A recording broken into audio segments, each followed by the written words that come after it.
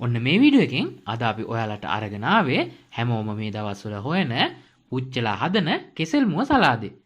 ඉතින් ඔයාලා තවමත් අපේ YouTube channel එක subscribe කරලා නැත්නම් දැන්මම පල්ලෙහා subscribe button එක ඔබලා ඊට එහා පැත්තේ තියෙන bell icon එක ඔබන්නත් අමතක කරන්න එපා.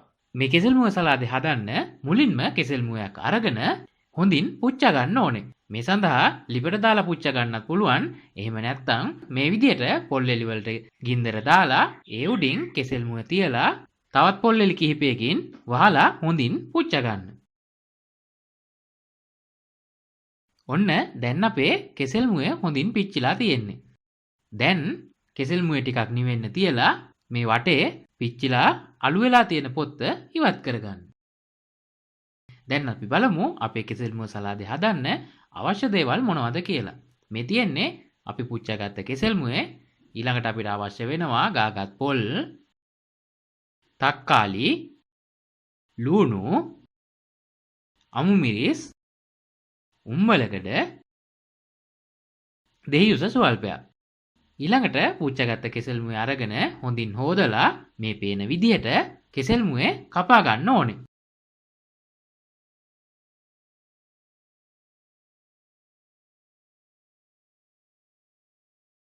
මේ විදිහට කෑලි වලට කපලා මැද නාරටිය ඉවත් කරලා සිහින්ව කපා ගන්න.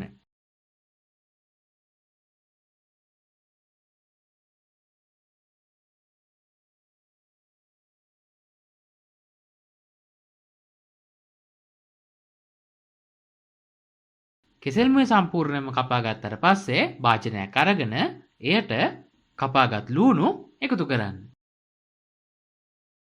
ඊළඟට සිහින්ව කපාගත් අමු මිරිස් එකතු කරන්න. ඊළඟට උම්මලකඩ කැබිලි කිහිපයක් එකතු කරන්න. ඊළඟට තක්කාලි එකතු කරන්න. ඊළඟට ගාගත් පොල් එකතු කරන්න. දැන් දෙහියුස ස්වල්පයක් එකතු කරගන්න. දැන් රස අනුව ලුණු එකතු කරගන්න.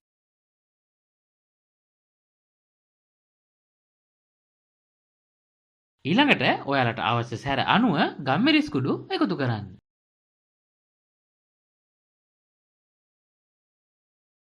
ඊළඟට ඔයාලට අවශ්‍ය නම් විතරක් කෑලි මිරිස් එකතු කරගන්න.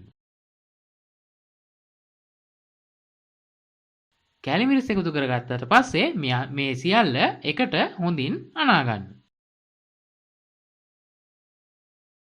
ඊට පස්සේ අපි කපාගත්ත කෙහෙල් මුව එකතු කරලා නැවතත් හොඳින් අනන්න.